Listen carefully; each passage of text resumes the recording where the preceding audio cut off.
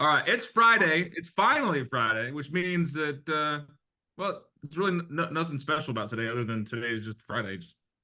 You still got 2 more days of the week, and then you got to work 7 more days, and then you got to work for the rest of your life. You know what, damn, you're gonna die working. You might as well have fun doing it. So how are we gonna have fun doing it? Well, we're gonna get better at it because if you are the Yeah. master at the game, isn't it a whole lot more fun to play? Yes. Absolutely. Anyone old enough to remember Game Boys and cheat codes and all that fun stuff?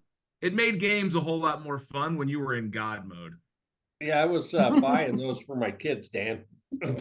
Saying. Steve's games were, let me see how big this rock can hit the other big rock, That was a fact. rolling down the hill as he was dodging brontosauruses. We had Pong. Mine were cheat codes for Mortal Kombat. My son taught me how to get those cheat codes for Mortal Kombat. Game cheat codes. Well, today I want to talk about what are the cheat codes to real estate? What are the cheat codes to lead generation, lead conversion, lead follow-up? I'd say maybe starting off, just getting out there and doing it and being friendly and meeting people. Well, you can't really play the game. You can't cheat at the game if you're not playing it, right? Fact. I've never met a poker player that was really good at blackjack when they were playing backgammon. That train of thought. Yeah. Yeah. Also get with someone that knows how to play the game. Right? Let's start with some mentorships, right? These are some key relationships. What I want to talk about next week is actually going to be a form of the 7 circles of a balanced life. Anyone ever heard of that? Nobody really can understand what that is. So the one thing, you guys ever heard the book, The One Thing? Yeah, I have.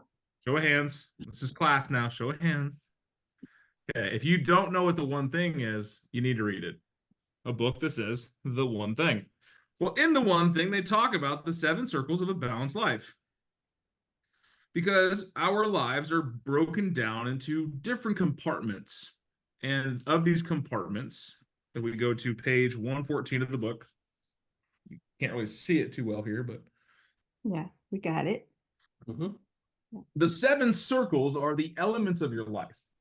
So, spiritual life, physical health, personal life, key relationships, actions towards your job, actions towards your business, and finally, actions towards your finances. These are the 7 pillars of a balanced life. We look at these things. Well, the cheat codes are embedded in these 7 circles. First and foremost, at the top of the pit is spiritual life. I don't care if you're religious, if you're Buddhist, Hindu, Christian, Catholic, Jewish, does not matter one bit. If you have a divine reason in life, and that's a higher power you follow, that becomes a spiritual element to you moving forward. If you're about energy or you're about connectivity, all of these things become that spiritual realm. Whatever your guiding light is, let that be a driving factor in your decisions for morality. More times than not, I find people are struggling in their lives and struggling with their businesses because they're struggling with their spiritual lives. They're not connected to their reason. So your cheat codes are actually self-driven. If you are lacking in any of these 7 circles, I will tell you that cheat code is a 3-letter word that rhymes with who. It's not how you accomplish something, it's who you need to be in relationship with to make it happen. Key relationships are important. Someone had said on here, and I believe it was Tina, you need to find the right people to follow along with. Well, some of you have only known me for about a week now. Are your lives improved, said knowing me? Yes. Absolutely. That is one element of who. You didn't know that part of your life was lacking that element. We don't know what we don't know until it's shown to us. So let's back it out. Okay, spiritual life, personal life, key relationships, job, business, wealth. All of these elements have a who to it. So when I ask you again, what's the cheat code to real estate? It's who. You guys remember I told you the day I was sending out a ton of postcards, just a mass mailing for the new year? Yeah. I had thank you cards and Starbucks gift cards. It's about a $500 endeavor that I did to send to my VIP past clients. These are people that are the most likely to send me a referral. There are some past clients that did not get a thank you card. Why do you think that is? because I have no desire to be in a relationship with them anymore. Oh, Huh. And that's okay. You don't have to be in a relationship with people if they're bad for you. Don't have to keep bad friendships. You don't have to keep toxic relationships. Hell, you don't even have to spend time with family Yeah. if they're not good for your mental state, because the who is the cheat code. Well, I finally got them out in the mail, and yesterday I've gotten no less than 15 responses already. Some of these are people posting on social media, "Hey, Big Dan, thank you so much for this. That was awesome. How'd you know I need coffee?" One was a thank you post saying, "Hey, Dan's awesome. In the last 5 years, he's connected with me over a bunch of times, showing it's more in relationships." It's direct text messages from people I haven't heard from in a while. It's reverberated thank you. When you focus on the who, the how doesn't matter. So, code. I came from contribution. I went out there and I put out some grace. I gave back to the people that mattered in my life. And I didn't do so with expectation, meaning that some of these people I haven't talked to in a long time got a thank you card out of friggin' nowhere. And one of them even said that in their post. She goes, "I haven't done anything in a while to deserve thanks." But when we focus on the cheat codes, the who, we unlock some pretty awesome levels to the game.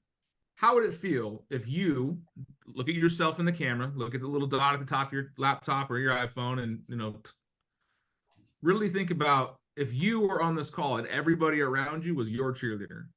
If you're Isn't at the that top, kind of how it is? yeah, if you're at the top corners of the page, it's okay. Remember all the people around your cheerleaders. Who matters? You can't do this on your own, so why try?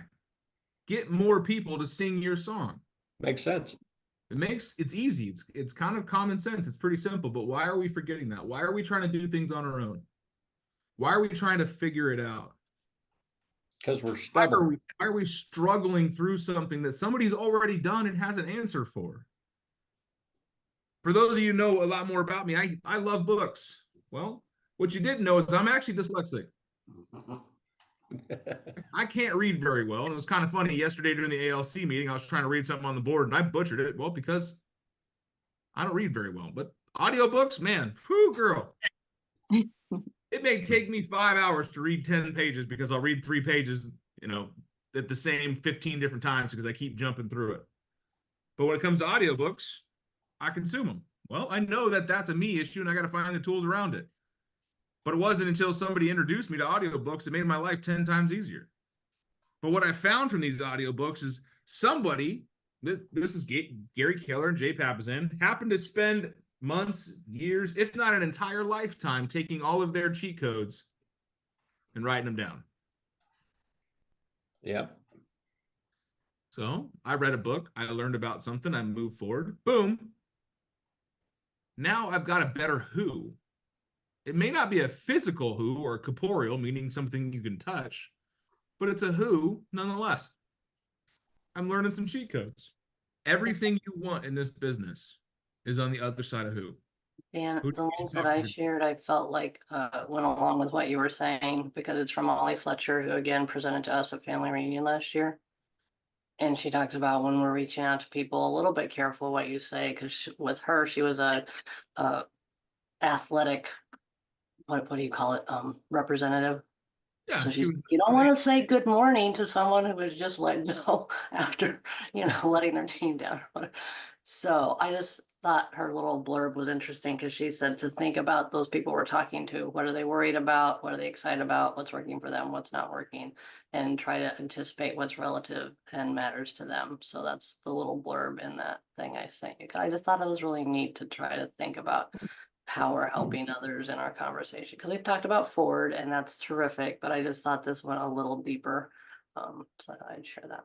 Fantastic information. If you guys didn't watch the Ollie Fletcher interview that's at Family Reunion, go to KW Connect and watch it.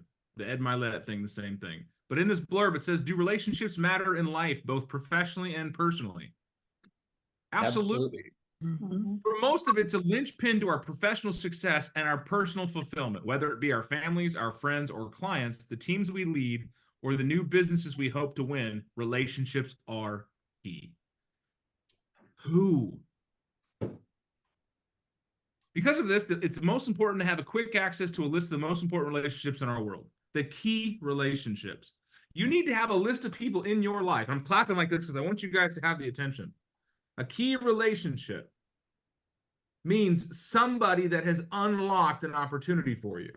They can be a coach, a mentor, a friend that's gotten like good social contacts. It could be somebody you don't know yet, right? If you want to do investing, maybe you need to get a key relationship that understands investing and that is willing to pour into you, that you're willing to create value around. The cheat codes are the who. So I want you to think about that this weekend. Everything you're doing for who? Everything you're doing with who? Everything you want to do requires who? Well, in that case, it's whom. Right, Stephanie? But there's no way around people. So we're in the people business. Let's get back into people. What can you do today, right after this call or in your lead generation time, to create a bigger bridge between you and who? Mine was, I've been talking about it for weeks. It's simple. I sent out a postcard with some thank you cards and some thank you, Starbucks gift cards. Well, my database is robust enough that I can't call them all the time. So I've got to send something of a higher value that's more tangible. It's going to cost me more out of my pocket. That's just where my business is. Doesn't mean that's where your business is. But when was the last time you just called someone and said, hey, man, thank you so much for all you've done for me? Absolutely. What thoughts are pondering up there? What are you thinking about? Well, I had a lunch yesterday with an old friend, like somebody I grew up with, who has been in the lending business for a really long time. And it was a very exciting lunch. And this definitely falls in that category. He wants to help me. He wants to funnel leads from a huge database that he has that are not connected with. He's going to do the work to find out if they're connected with agents or not. And anyone that's not, he wants to send my way. He wants to possibly partner, and support me with any open houses or visiting businesses. And he's been doing this for decades, but all of his people are now retired. And he's excited to have me back in town and wants to support me because of our very long family friendship. So I feel like this is definitely a groom, nurture, support, thank relationship. And it doesn't have to cost any money. Lately, I've shared just pieces of information with people, like a family that just moved to town, and I knew that Catalina Park was having like interactive, events for kids. And she's like, oh, that sounds great. We would probably go. And then I have a neighbor who's from South Korea, and I just noticed on Instagram that we have a Korean bakery downtown in Tucson. So I sent her the little blurb on that. And she knew about it, but she was so grateful that I would think of her. And because I'm sure you probably miss the flavors of home or whatever. Anyway, so that's why I liked Molly Fletcher's thing. If we can think of what's important to people and provide that, and it obviously doesn't always have to be real estate related. Actually, it probably shouldn't always be real estate related. It's disingenuous of us to have a relationship with people only when they need services of a realtor. If I'm going to invite you into my home and I'm going to entrust you with thousands and thousands and hundreds of thousands, and some of you guys millions of dollars of my money, I have to know that you're looking out for my best interests. That you're not going to put me on the house that has the higher co-op. You're not going to push me towards a house that has a bonus for you. You're going to think about how this house is going to help my kids and my dogs and my cats and my goats. You're going to think about how this is going to bolster my relationships with my family, and or how it's going to help me get away from those relationships. I sold a house for a lady that I got from an online lead. And when I got there, it was a heart-wrenching environment because her ex-husband had created absolute hell for her and her daughters. And this house was nothing but a giant reminder of it. So selling that house wasn't about the financial up that they were going to get by selling the house. It was an emotional up by cutting a tie to a chapter that just tormented them. The cheat code is who? Who are you dealing with? Who are the people you're talking to? What matters in their life? I'm going to showcase Christina Horvath. She's on our call today. She's down at the bottom right. She's doing an open house yesterday, and one of my buyers wanted to come see it. But it wasn't about one agent showing a house to another agent's listing. It was one agent introducing his friends to another agent's friends. Because we are going to create an environment of who. Because this seller is very interested on who buys her house, because the community, the neighborhood, her friends matter to her. and she doesn't want the house to be sold to just anybody. And well, I'm glad that I had that conversation with another agent and found that out, because I've got a buyer that's important to them. They don't want to just buy any house. They want to buy a house that's in a good community, in a good neighborhood, in a place that they can raise a family. They're starting out. They're brand new. You ever seen a baby giraffe try to walk? That's what my agents look like looking at houses. They don't know what they're doing, but they're excited. They're open-eyed, and they're going forward. So I have to look out for them. There's a lot of lions in this world that are trying out there hurting people. So we got to look after who.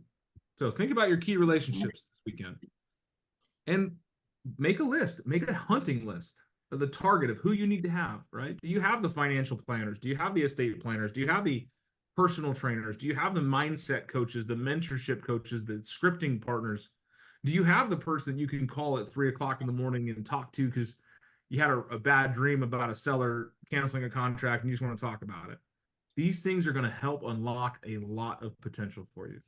Never before has it been more critical for you to have key relationships than right now, because we have an unstable economic climate. We have political unrest. We have more and more litigation around the dumbest and most simple things. Do you think a friend's going to sue another friend when something goes south? Or do you think a client's going to sue an agent when they didn't get what their way? Let's put who back into this situation. And the way you could be the best who out there is to be skilled, crafted, professional, trained, and worthy. One thing I'll tell you is do not practice on live clients. Don't practice during game day. Practice before game day.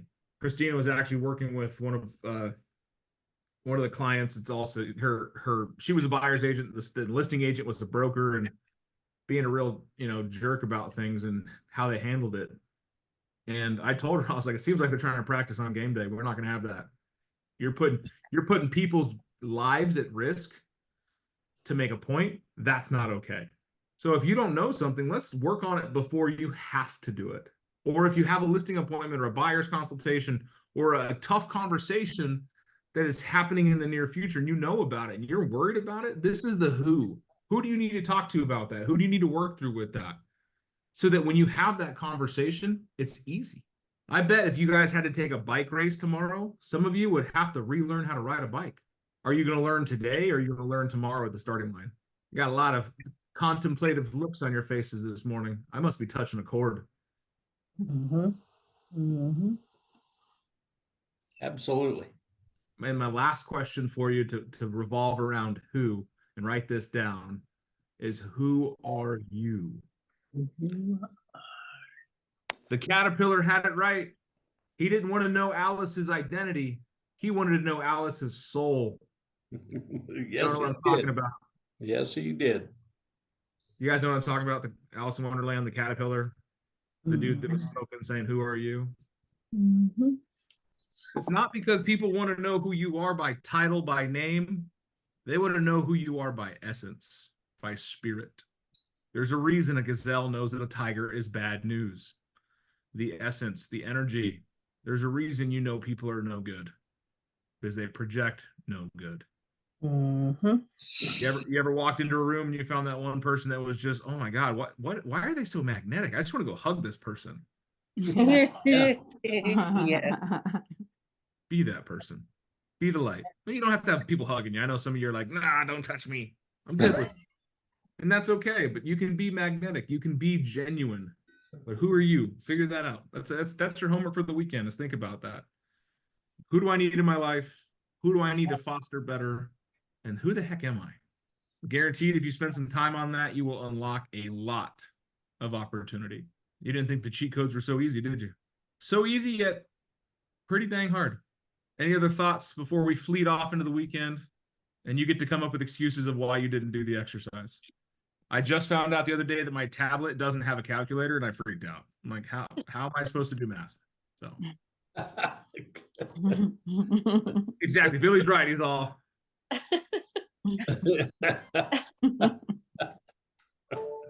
I've got the highest IQ of any dumb person you'll ever meet. So Guys, if you need me over the weekend, you know you can reach out if anything. So thank you so much for being part of my tribe this morning. I hope you do lean into who today. So who you are and who you need to be in connect with. Let's start next week off with a big bang. Sound good? Sounds Which means good.